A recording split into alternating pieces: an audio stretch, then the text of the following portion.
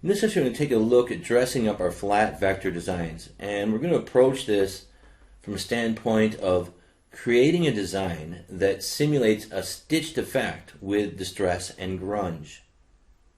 Now, if your competitors are only able to work with flat vector like this, but you can design at this level, obviously you're going to have a huge advantage over them. But you can also use these techniques for what we call upselling.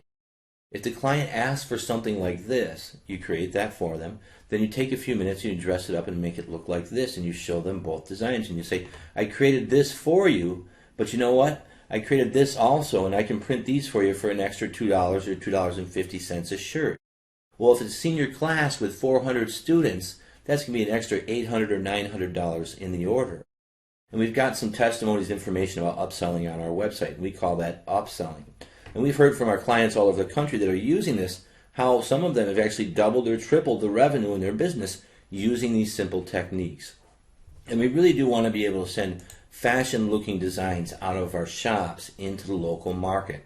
That's very important because people take a lot of pride in what they wear, and if they feel like they're getting fashion from you and just flat stuff from the guy down the street, you're going to have a huge advantage. So you got two things there. Number one, your competitive advantage, and number two, using your upselling to generate more revenue for your business. You know, you're going to set the job up on press anyway.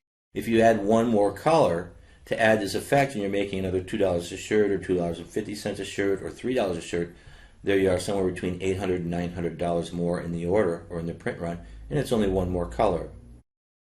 So in this session, we're going to take a look at how we can take a simple flat vector design like this and dress it up and make it look like a fashion design very easily, working with Corel Draw. So to get started here, we'll just go ahead and create a simple design.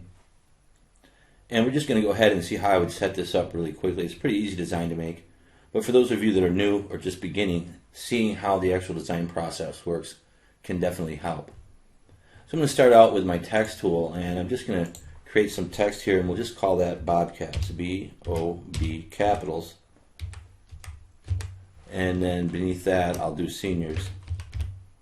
And I'm just holding down my shift key to get capitals. And then beneath that, I'll actually go ahead and do 20, and then again I'll do 15. And if I hold down Control K, it'll break all of that apart for me.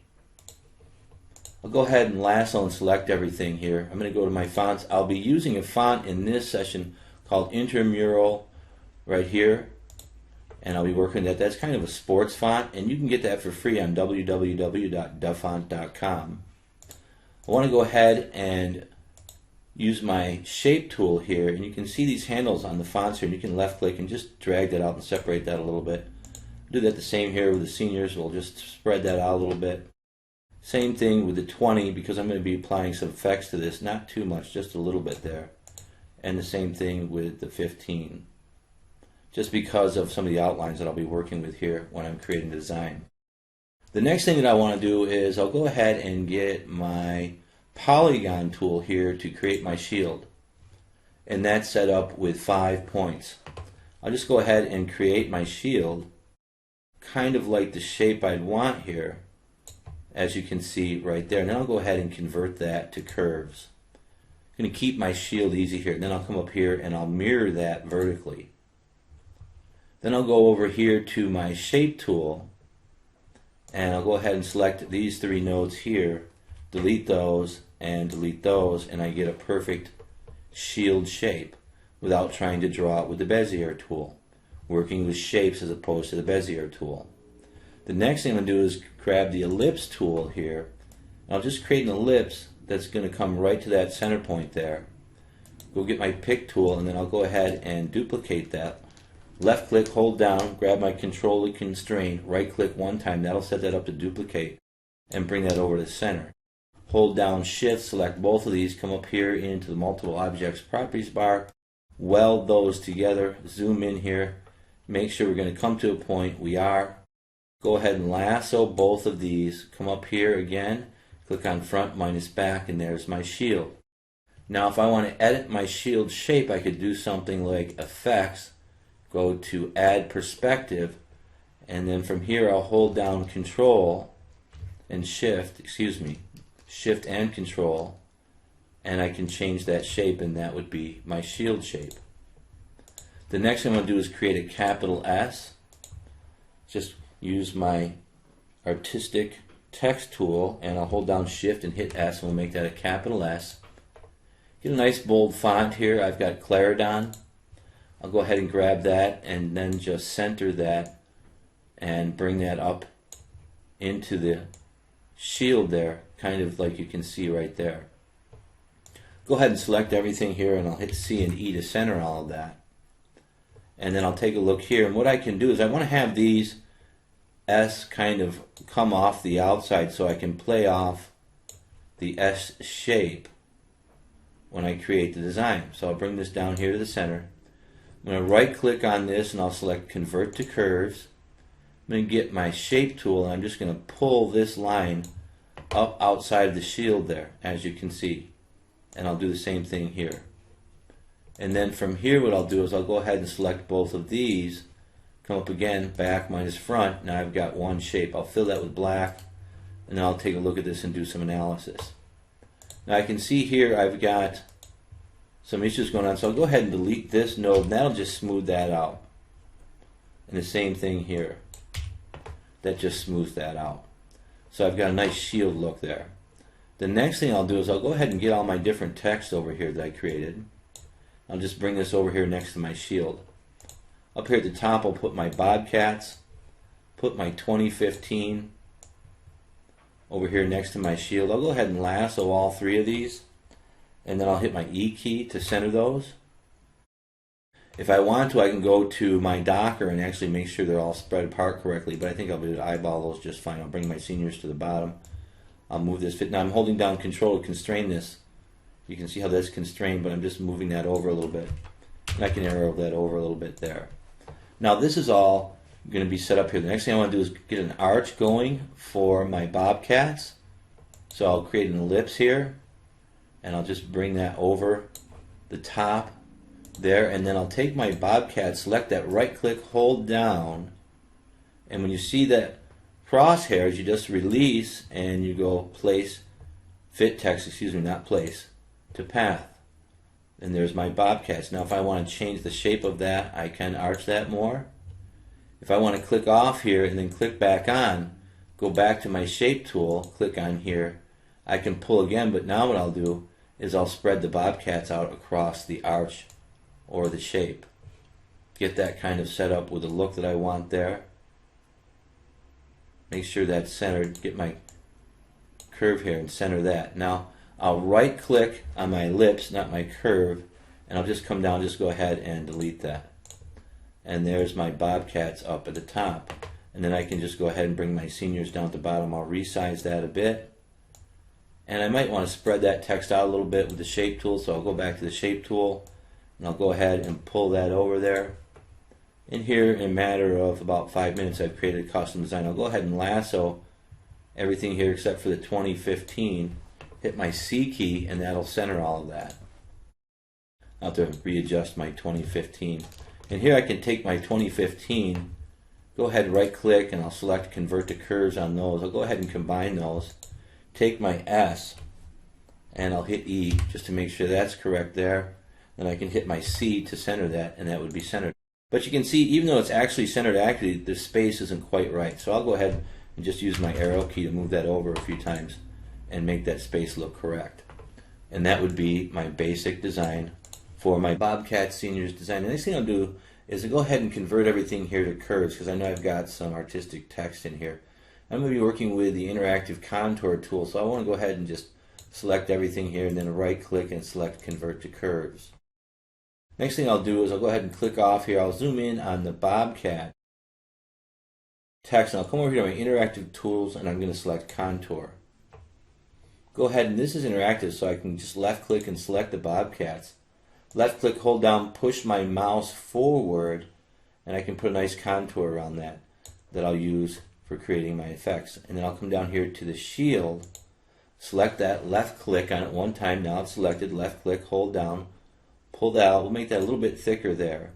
Now that came in at 29 steps. I'm going to change that to 1, hit enter, and then I'll just go ahead and do that again.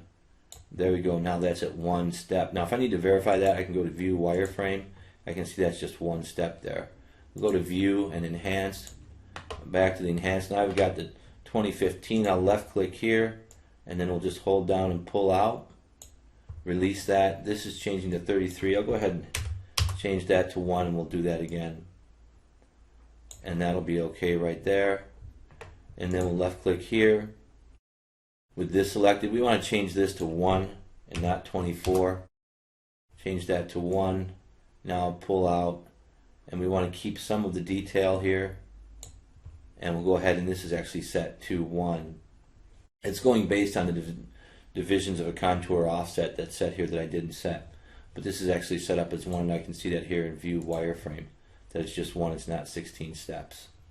Go back to View and Enhanced. Then I'll just go ahead and I can right click here and select Break Contour Group Apart, or I can select everything and go to Arrange, break all of that apart, break 8 objects apart, as you can see there, and that broke all of those contours apart. And now if I select this and move that, you can see the contour in the background. So I'll go here and select all of my different black objects that are not contoured, and I'm just holding down Shift and clicking on these. Make sure I've got all of them, and actually hold down Shift, click there, and click right here. Move all these, make sure I've got them all selected. I do. Go ahead and combine those. I'll hit cut and paste. I think part of that went to the back, and it did there when I combined them. Now with that being all set, I'll go ahead and cut that. That'll be on my clipboard. I'll go ahead and select all of this, combine all that to one object, and then I'll go ahead and paste all of this in. Now my design's been completely set up. Next thing I'm going to do is go ahead and select everything here, and I'll just lasso all of this. I'm going to go ahead and copy this, and I'm going to work on a new page. And we'll go with a standard page, and I'll select OK. Go ahead and paste this in, group this, and hit the P key, and that's going to center that to the page. I'm going to go ahead and size this up and scale on my page here just a little bit so I can work on it while I'm working with my effects. I'm going to come down here to page 1, right click on that and select duplicate page. You can't see it, but it's right here at the bottom. I'm going to copy layers and contents, and I'll select OK. So now I've got page 1 and page 2. Since I pasted this into a new document, it's going to be grouped. So what I'll do is I'll go ahead and select this. I'm just come up here and click on Ungroup. I'll click off, and I'm going to click back on to the black and delete that. I'm going to work with the object that I created with the contours. When I want to go ahead and change the color of this to a different gray, so I'll get my color palette. You see these 3 little dots up here. You can left click, hold down, select that, and bring your color palette out. Now I'm working in X6, not X7. It works a little bit differently in X7. I'm going to change this to, let's say, about a 50% gray. Then I'm going to go to Bitmaps, and I'm going to select Convert to Bitmap, and I'm going to select OK. I want to have anti-aliasing and transparent background turned on, 300 dpi, RGB is fine, select OK. Next I'm going to go to Bitmap, and I'm going to come down to Distort, and I'm going to go to Displace. There's a couple of different effects in here that you can work with, but I'll use this cross-hatching here. I'm going to go with Tile Mode, and I'll click on Preview, and we'll see what that does. And that's not a really strong effect. So I can slide these out and change these, or I can key them in. I'll go to 6 and 6, keying those in Preview. And I'm kind of happy with that, but I think I want to go to 8 and 8. Then I'll click on Preview, and I can see that. I can also, from this Effect dialog box, minimize here and preview that on the actual graphic here, as you can see right there. And that looks like it might be okay, but maybe it's a little bit too strong. I'll go back to 6 and 6 and then click on Preview. And I think that'll be okay. And I'll select OK, and then we can zoom in and take a look at that effect. Now that looks kind of like a shredded fabric effect in there, as you can see right there. Now the next thing I do is I'll take this to make my effect. I'll copy this, paste this in. Now I've got one bitmap on top of the other, both set at about 50% of black or a grayscale. Then I'll go to Effects, Transform, and Invert. Now I'm going to come down here to my interactive tools. I'm going to go to Transparency. I'm going to go to Uniform, and then I'm going to select Color Dodge. I'm going to slide that all the way back to 0, and then I'm going to go Bitmaps, blur, and I'm going to go to Gaussian blur and hit preview. Now that's at 1 pixel and we can see that effect. Now I can bring that up a little bit. I don't want to go too much. All I want is kind of like just a rough outline on here. I'll select OK, and then I'll zoom in and take a look at that effect. And I can see now I've got kind of like a ragged fabric effect built around the outside. Now if I want to adjust this, I can go to Effects, Adjust, and Tone Curve. Just left click and pull this down a little bit. Hit Preview, and see, we'll make that a little bit darker if I want to. And I can make some more adjustments to that or that effect. But at this point in time, I'm happy with that.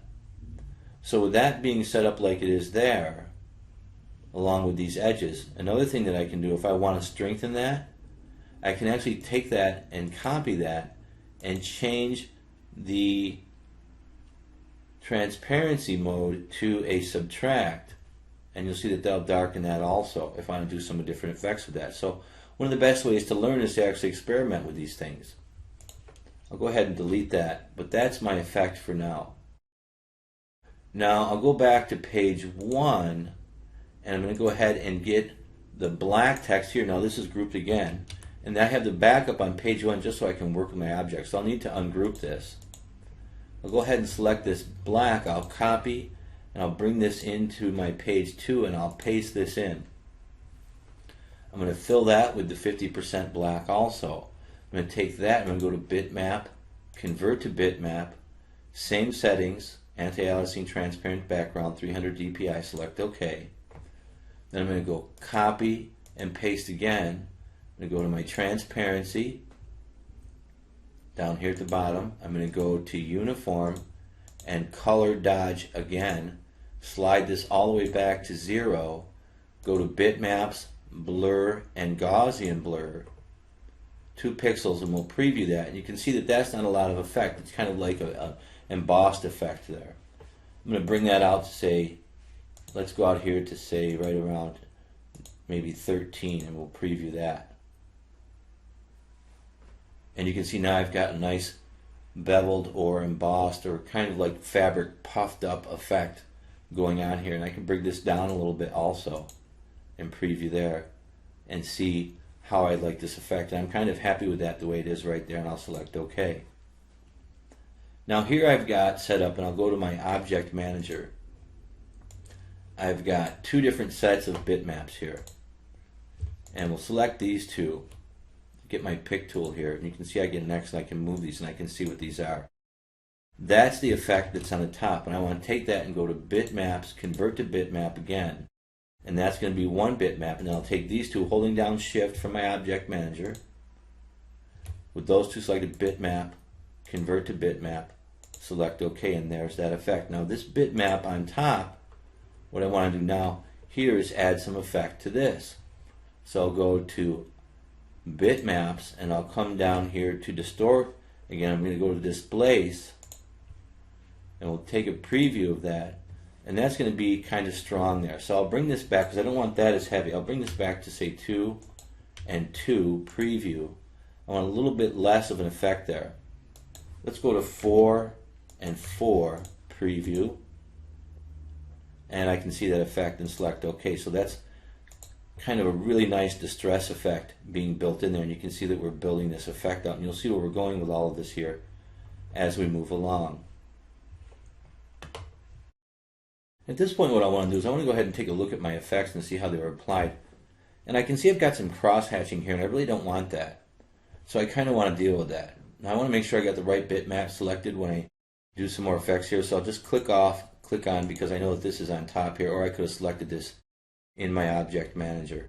Then I'll zoom in here, and then I'll go to Bitmaps again. I'm going to come down to Creative. I'm going to come down to Scatter, and that's set at 3 dpi, and I'll go ahead and preview that. And you can see that that kind of gets rid of that, and that's kind of what I'm looking for. One of the things you want to be aware of when you're working with CorelDRAW and doing bitmap effects is that your resolution really does affect how your effects are applied. This is at 300 dpi. Just to show you here, I'll go to Bitmaps, and I'll go to Resample, and I'll change this to say 100. DPI, select OK. You can see that got rid of some of that, and I could have worked with that as the effect also. But then you'll notice at that resolution, if I go to Creative, and I come down here to Scatter, and I hit Preview, I get a radically different effect. So you do want to be aware of that when you're working with your effects for raster in CorelDRAW. I'll hit Cancel here, and I'm going to Control Z to go back until I'm back to 300 DPI, and then I'm going to go to Bitmaps again. I'll go to Creative, and I'm going to go to Scatter. I'll go with the 3 pixels. I could go more if I wanted to say 21, get a really radical effect there. Depends on what you want to do with your design, really. I'll go back to 3 here and preview that, and I'll select OK, and that'll be fine for this design.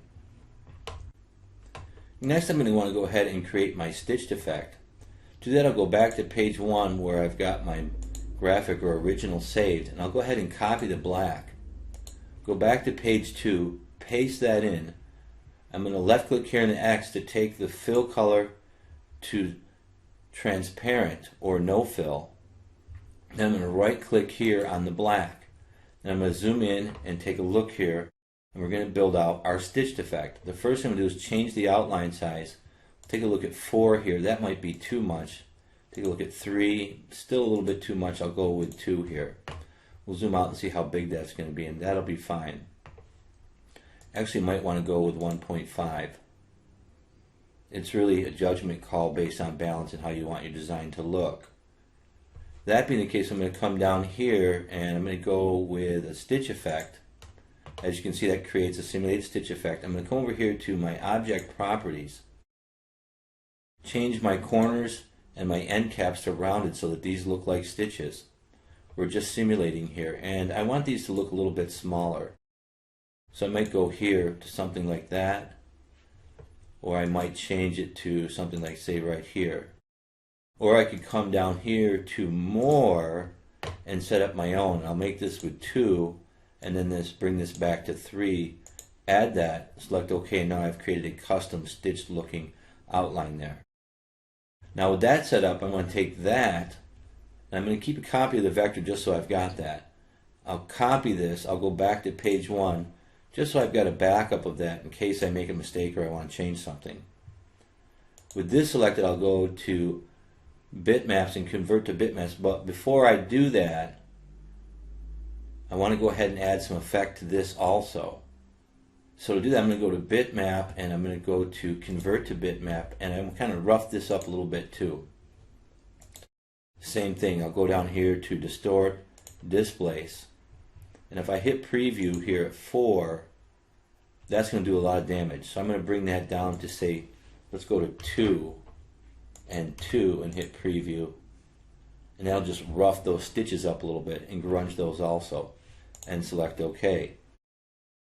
Now with these set up this way, what I'm going to do is I'm going to go to Bitmap Mode. I'm going to convert these to a monochrome so I've got color control with them, so I can change the colors of them. So I'll go to Bitmap Mode, black and white. I'm going to go to Line Art, zoom in here, and you can see these are roughed up so they look kind of like stitches. They don't look like vector graphics.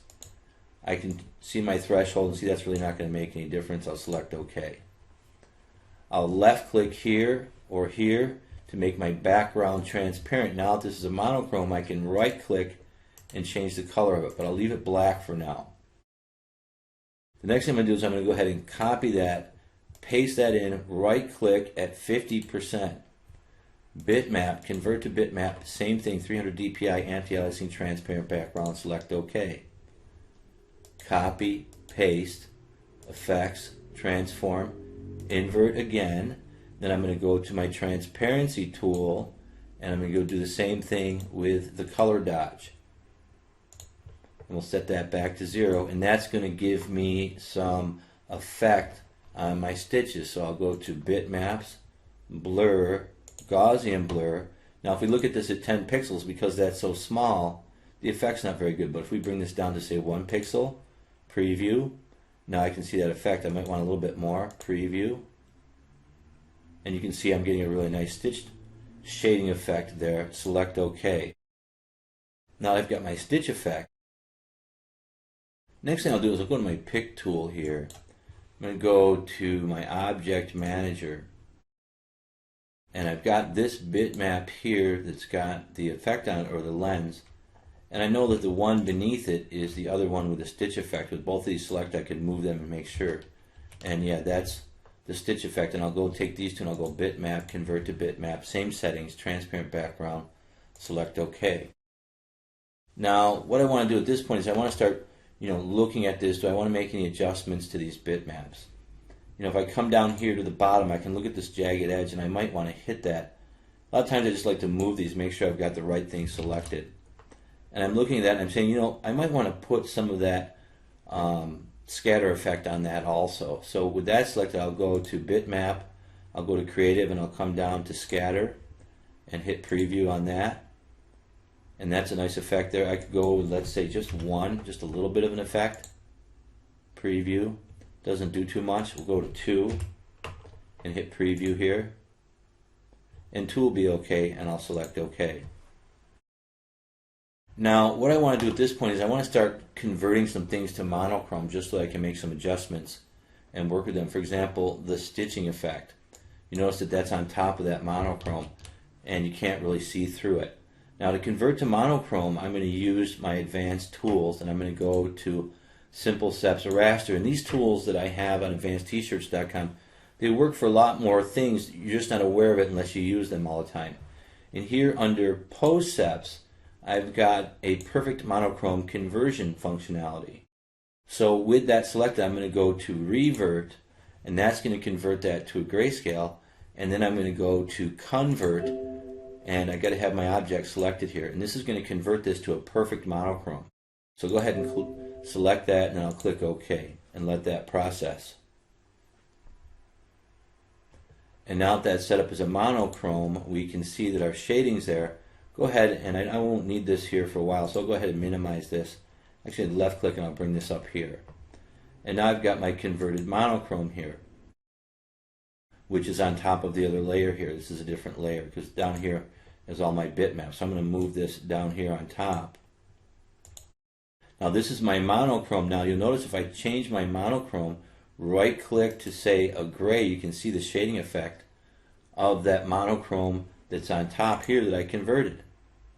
And if I want to make that darker, I do something like copy and paste that in and even get more of that look or that effect or that stitch effect shading in the design based on how I want to have that set up or how dark I want that to look. And then I can still come down here to this bitmap, which was the stitch, that I could make that an orange or say a yellow or a white or any color that I want to make it.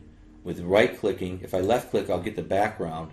If you want to get rid of that, you can left click and get rid of that there. But I'll go with, let's say, a gray in there for that. And that's kind of nice and dark now. Now this is all set up, I'm really kind of ready to go here as far as getting into the finals of the design. I want to do some adjustments and things like this with this design to get it finalized and make it a little bit more darker so it'll look all right on the actual t-shirt. So at this point, I actually think what I'll do is I'll go ahead and duplicate my page. I kind of like to duplicate pages when I'm working with these, I guess you could say, a little bit more advanced bitmap or raster type effects. So I'll go ahead and duplicate this page. I'm going to copy the layers and their content, select OK, and this just gives me backups in time to go to based on my pages. Of course, here I might want to hit a save also, just to make sure I've got this saved. Now here I've got page 3, so I'm going to go here and I'll go ahead and expand on these layers here. And I know that this bitmap here is the bitmap at the bottom of the design. And what I want to do is I want to lift this design up and give it some depth so it kind of looks like the graphic is kind of popping out or puffing out of the t-shirt fabric. So to do that, I'll come down here to my interactive tools and I'll go to the drop shadow. And I'll just left click and go right here to the center and drop in a drop shadow there. Go ahead and change this to about 82, and I'll bring my feather in, let's say all the way to something like 2. And then I can zoom in and take a look at, see how that looks, and that'll be good right there. Now if I go back to my pick tool here and I can see my drop shadow here, I could select that in the graphic, but I'll just come up here to arrange, or I could hit Control K and I'll break that apart. Then I'll just click and select just this rectangle. I'll go to bitmap, convert to bitmap, 300 dpi, transparent background, anti-aliasing turned on, select OK. Now I want to put some effect on this also. So I'm going to go to my bitmaps here. I'm going to come down to creative, and I'm going to come down to scatter, and that's at 2. Let's go ahead and preview that. You see that's not a lot of effect. We'll go to 7.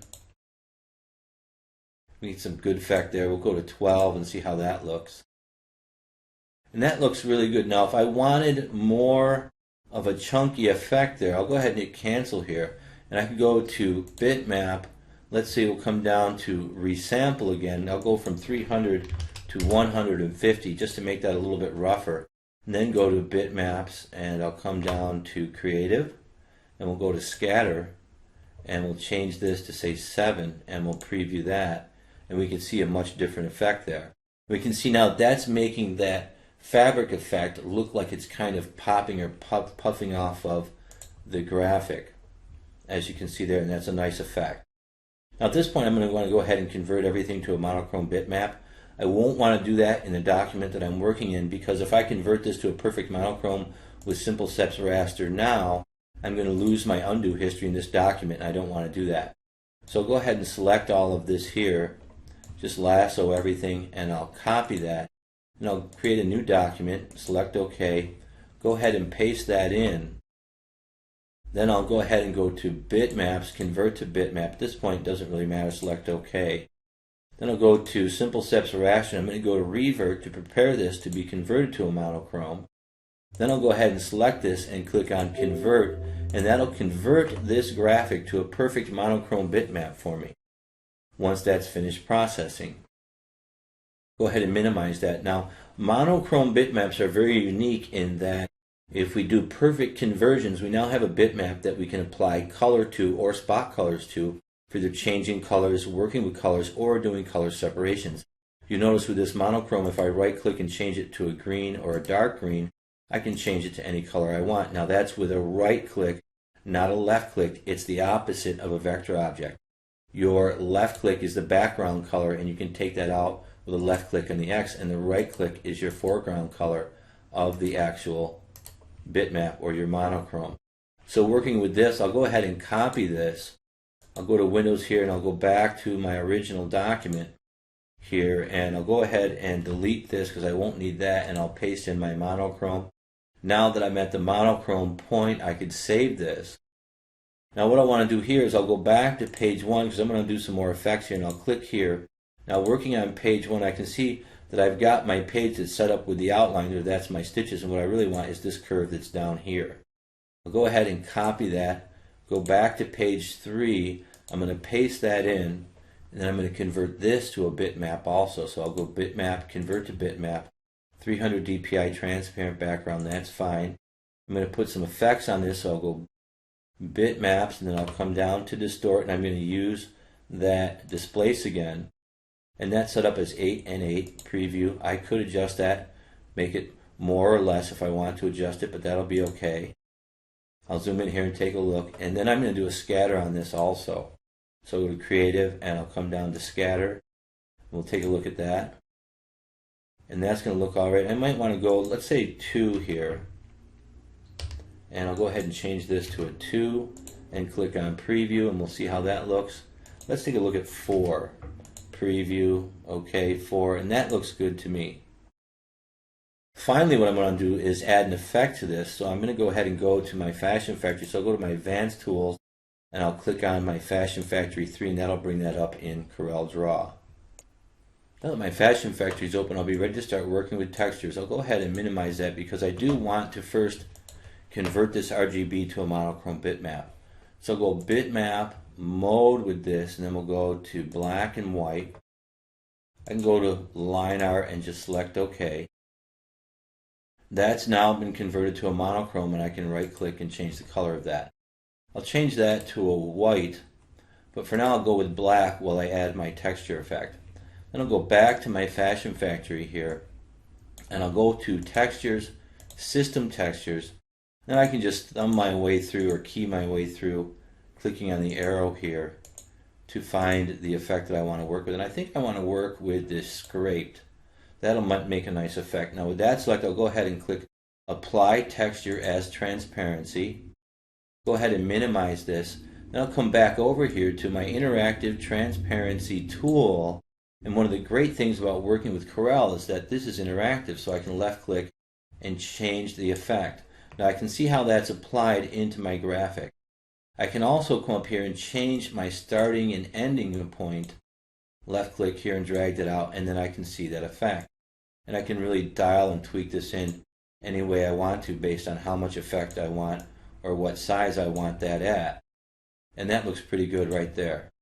Now with that selected, I'll take this bitmap and I'll just drag it beneath.